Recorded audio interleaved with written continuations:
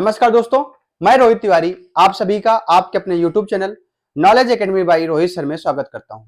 उम्मीद करता हूं आप सभी स्वस्थ होंगे, अच्छे होंगे और आपकी पढ़ाई लगातार अच्छी चल रही होगी। आज हम इलाहाबाद हाई कोर्ट से संबंधित जो प्रश्न आते हैं, मतलब जैसे आपका जो इलाहाबाद का सिलेबस है, हिंदी, इंग्लिश,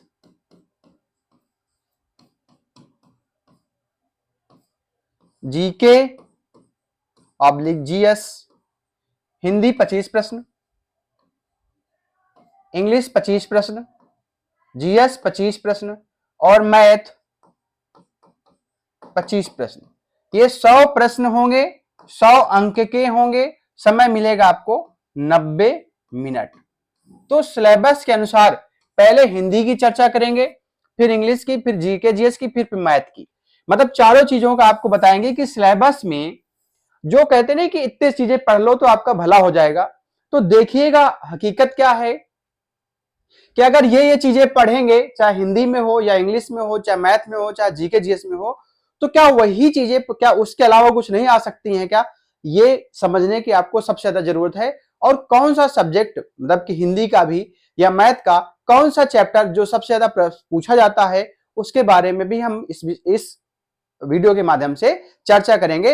इसलिए अगर आप इस वीडियो में हमको आप पहली बार देख रहे हैं और अगर अभी तक आपने चैनल को सब्सक्राइब नहीं किया है तो चैनल को सब्सक्राइब भी कर लें और अपने दोस्तों के साथ भी शेयर करें। और वीडियो को अंत तक देखने के बाद यदि आपको ये वीडियो अच्छा लगता है तो वीडियो को लाइक भी करें। चलिए हम लोग स्टार्ट करते हैं। पहले सबसे पहले हिंदी से। किससे स्टार्ट करते हैं? हिंदी से।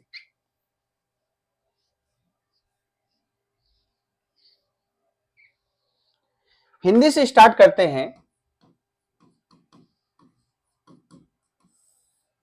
हिंदी से हम सारी चीजें लिख के लेके आए हैं। आपका ये जो 2019 में पेपर हुआ था, 20/1/2019, 20/1/2019 में जो पेपर हुआ था उसके अनुसार क्या क्या आया था, इस वीडियो के माध्यम से हम आपको बताने वाले हैं। जैसे काल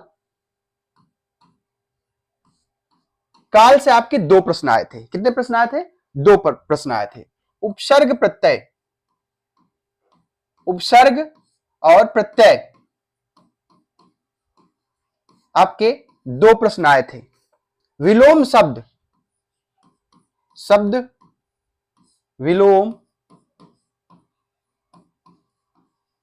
आपके 3 प्रश्न आए थे। कितने प्रश्न आए थे?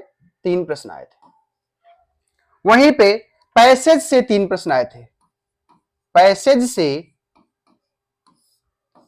3 प्रश्न थे। शब्द, जो वाक्यांश होते हैं, शब्द सही करने वाले, जैसे कह दे, इससे प्रश्न आए थे 2। जैसे उज्जवल लिखा है, कहता है कि ये एक शब्द सही है गलत, ऑप्शन में दे देगा इस तरह से। इसका सही शब्द होता है उज्जवल, ये होता है, मतलब वर्तनी बतानी है, वर्तनी बतानी। ठीक है। अगला गद्य पद्य,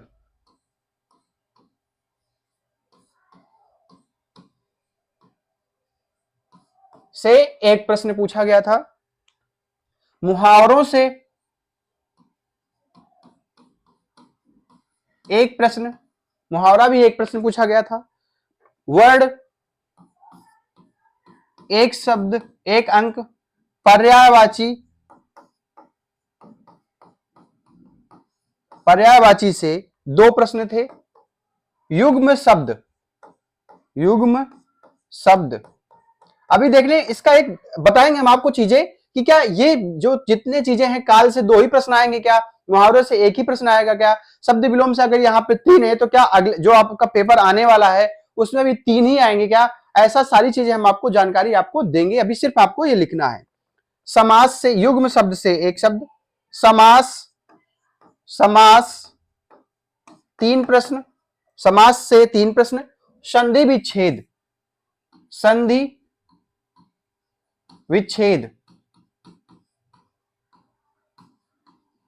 3 प्रश्न। रस से 3 प्रश्न। समझिएगा, आपके संधि विच्छेद से 3 प्रश्न थे, रस से 3 प्रश्न, एक प्रश्न था। कितना था? एक प्रश्न था। कब? 20/1/2019 को। तो जो पेपर होगा, आने वाला पेपर है आपको, जो 24 तारीख लास्ट डेट है आपकी, जब पेपर होगा तो जरूरी नहीं है कि यही चीजें आए। देखिए ये चीजें आएंगी, हो सकता है या वर्ड के क्वेश्चन कम कर दे, सॉरी विलोम शब्द के प्रश्न कम कर दे, कुछ और चीजें पूछ ले। जैसे देखिएगा मैं सारी चीजें लिख के लाया हूं, जैसे 12/11/2017, 12/11/2017 को पेपर पूछा गया था। तो जितनी चीजें हैं सभी चीजें थी, लेकिन किसी से विलोम शब्द में एक प्रश्न पूछ लिया, तो यहां से 2 प्रश्न हटा करके, मतलब जैसे क्या क्या जोड़ दिया गया था, इसमें से वचन भी आया था, विशेषण भी आया था, विशेषण के भी प्रश्न आए थे, और क्रम पूछा गया था। मतलब कोई पैसे दे देगा 1 2 3 4 और उसमें बताना है कि क्रम से लगाइए, ठीक है, क्रम से लगाइए। इसमें से लिंग पूछा गया था, स्त्रीलिंग पुल्लिंग, और समानार्थी शब्द पूछे गए थे, समानार्थी शब्द पूछे गए थे, ठीक है। ये प्रश्न जितने थे ये सारे 12/11/2017 में पूछे गए थे, मतलब इसके अलावा ये प्रश्न भी पूछे गए थे, ठीक है। तो हो सकता है कि इसमें से जैसे विलोम शब्द 3 है तो उसमें से कम करके वचन पूछ लिया। अब यहीं पे अगर देखा जाए तो 22/7/2000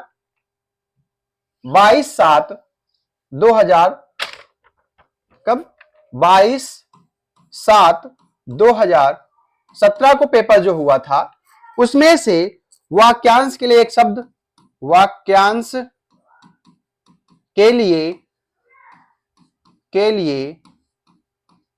एक शब्द, बाकी सारी चीजें पूछी गई थी, लेकिन यह भी एक प्रश्न इसका भी आया था। कारक भी पूछे गए थे और अलंकार भी पूछा गया था। अलंकार के 2 प्रश्न थे। वहीं पे अगर बात करें 2014 में जो पेपर हुआ था 18/10/2014 को, उसमें से आपके क्रिया और विराम चिन्ह,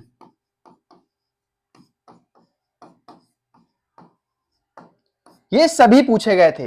देखिएगा अंतर क्या है, जो आपका पेपर होगा, हो सकता है आपके से क्रिया ना पूछा जाए, विराम चिन्ह पूछ लिया जाए, अलंकार पूछ लिया जाए, बाकी जो आया वो भी पूछ लिया जाए, या उनमें से कोई एक चीज हटा करके, मान लीजिए वर्ड हटा दिया या पर्यायवाची हटा दिया, तो आपको वाक्यांश के लिए एक शब्द पूछ लिया, कारक पूछ लिया, विराम चिन्ह पूछ लिए, या आपके युग्म शब्द हटा दिए तो वहां से वचन पूछ लिए, विशेषण पूछ लिए। तो आपको ये चीजें नहीं करनी है। देखिए सिलेबस में हिंदी सारी चीजें हैं, आपको सारी चीजें पढ़नी है।